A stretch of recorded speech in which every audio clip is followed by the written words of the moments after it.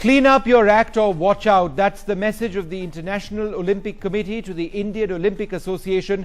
NDTV has exclusive details of what the IOC has told its India arm. This is the letter. We are going to be bringing you details of this letter. Now, those individuals who are charge-sheeted in the Indian Olympic Association have to go. That's what this letter quite clearly says. The constitution of the Indian Olympic Association needs to be modified by the 31st of October, and the elections need to take place by the 15th of December. Now, why are we really bringing you this entire story? The reason we are doing this is because the Indian Olympic Association has to be part of a movement of change. It has to be part of a process whereby there is accountability in Indian sport. Now, the Indian Olympic Association has been suspended since the month of December, and what this has basically meant is that Indian athletes who participate in Olympic-sponsored events will not be allowed to actually participate under the Indian flag. If they win a gold medal, then the national anthem will not be played out. A lot of people across the country say that this is not just a national, it is an international disgrace. The world's largest democracy, to be in a situation like this, it's very, very unfortunate. But the Indian Olympic Association remains defiant. They have constantly told their international arm that if you want charge-sheeted members of the Indian Olympic Association, those people who have charge sheets on their name, to be removed, then sorry, we aren't going to do it. But now, in this letter from Buenos Aires, that's where the International Olympic Committee is holding a meeting. A strong message has come out to the Indian Olympic Association. Clean up your act or watch out. My colleague Suprita Das has all the details of this. NDTV was the first to break the details of this particular letter. It's part of our SOS campaign. It's SOS because, Suprita, that's what it is. It's a desperate situation. Save our sport, which in this context refers to saving our Olympic movement. What to you, Suprita, and we'll discuss the points, was the hardest hitting part of this letter?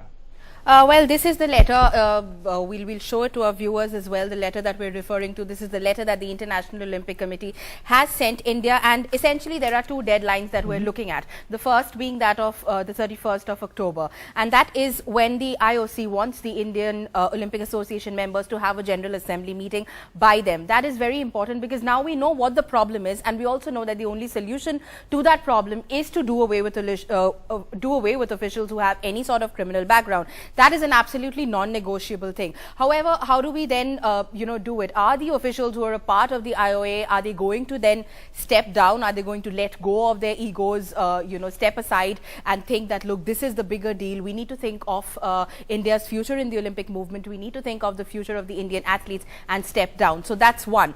Once that step is done, we move to the next step, which is amendment of the constitution of the Indian Olympic Association. Once that's done, it has to go back to the IOC. The IOC needs to approve of that amended constitution, and only then, Vishnu, do we come back to the second deadline, which is the deadline of the 15th of December, which is a new election process. So the work really is cut out, as it has been since December. And the IOC is keeping its eye on this entire process in India. Constant checks and balances. Absolutely. Amend your constitution, bring it back to us. We will say it's okay. If it is okay, yes, then there'll be elections. Absolutely. I mean, even in the past, the IOC has kept a very close eye on India. There's several times when India actually has been sent warnings by the IOC, but India has chosen to ignore them. Okay. But this time also they sent in their observers, and they said, look, what you are saying is not okay with us. We can't change our Olympic charter for you, but you will have to amend your constitution. Okay, Suprita, just be with us, because let's get some straight answers at this stage, and we've got a full panel. But before I come across to my panel, I'd like to go straight across to Tarlochan Singh, Vice President of the Indian Olympic Association. Sir, thank you very much for speaking to us. A lot of people would say these are difficult times for you, but will you now accept what the IOC is saying? Will you ensure that those members in the IOA who have a charge sheet will be removed?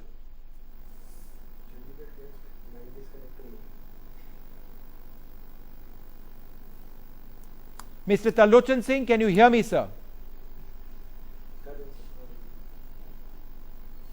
All right, we'll just try and fix that audio line to him. Let me go across to Rahul Mehra, who's been campaigning for this entire process for a very long time. Rahul, we'll try and see if Mr. Tarlochan Singh can hear us at some stage. But do you consider this to be a day of a great, great victory, or maybe the first day of what will be a victory which we can celebrate over many, many years, if indeed this is the first step in cleaning up the Olympic movement in India?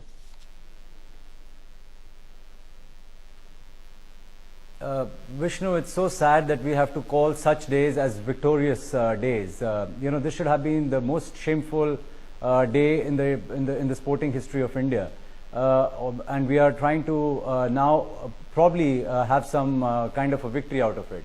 But yes, it's a good step in the right direction, if that's what you meant. It's surely a good beginning. By no means an end, because the end is a very, very long, dark road through a tunnel which is full of vested people who are gunning for their own positions, who are hiding and sticking on with Fevicols stuck to their positions of power. There are people who are completely deep-rooted in vested interest. Most of them are people who are not well-meaning. Some of them are people with extremely tainted background. Quite a few of them are criminals. So this is the kind of lot that you're dealing with. Okay. Rahul, just be with me for a moment, Rahul, as I go across at this stage to Talochan Singh. I believe we've got the signal. Back with him up. Talochan Singh, sir, can you hear me? Yes. Sir, my question to you now is as follows. Sir, the International Olympic Committee has said that those members of the IOA who have a charge sheet have to go. Will the IOA accept this?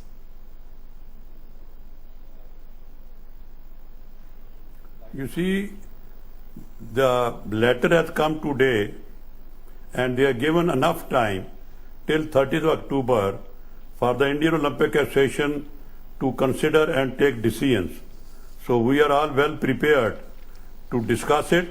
After all, the whole House is to decide about this, not in any individual. There are 180 members. A meeting has to be called again of the General House, and this letter will be put before them, and decision has to be taken by the Indian Olympic Association. Sir, as I see it, sir, there is only one decision that needs to be taken, because the IOC has made it clear, sir, there is only one decision. Charge-sheeted members have to go.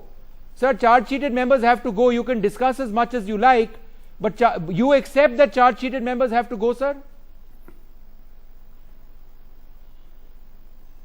No, what I say that this letter has come today. It was discussed earlier. They have not agreed. But now they have sent with a proposal that let it be reconsidered and very well drafted. Read the letter. So it means that they have given to the General House to adopt it as per keeping in view the desire of the IOC as well as the law of the land. So both things will be now put before the House, and the House members are very, very well aware about their responsibilities. Sir, the desire of the IOC is very clear. This wild charge, sir, that everybody in the Olympic session is criminal. I am very sorry to point out. But nobody has said that, sir. 2-3 people whom they nobody is saying that. But let me read from the letter. The entire system. The letter says, it's in very clear English, sir. It is reiterated that the initial wording of the letter is aimed to apply for any one charge framed by a court in India. If charges have been framed, it applies to that person. As mentioned in the preparatory working phase, the International Olympic Committee does fully respect the principle that until proven guilty, one is innocent. However, what is at stake is the reputation of the Olympic movement, which must not be tarnished, as mentioned in the IOC Code of Ethics. You don't have a choice, sir. You have to do this. You can talk as much as you want. I'm asking you, sir, will you do it? I am not saying that. I am saying we fully respect, and we are always cooperating with the International Olympic Committee. There's no system of running away from this. But since this letter has, that's what I'm mentioning, the decision has to be taken by the entire House, and 2/3 majority is required. So that is why we will now be ready for another meeting, and meeting 15 days notice is given by the people who have earlier called the meeting. So naturally, all over India, all federation, they must have read the letter through the press and your channels. So naturally, everybody will come prepared. Nobody is interested that India should remain out of the Olympic fold. And we are not there to shield any corrupt people. I must assure you that nobody so in other words, in sir, that's an has important, any specific that's plan. an important Our person. plan is very good. That's an for important the country. person. I'm not using the word corrupt. I'm using the word charge-sheeted. Abhay Chautala, Lalit Bhanot, V.K. Verma, Jagdish Tytler, R.K. Anand. These people are either directly or indirectly associated with the Indian Olympic Association.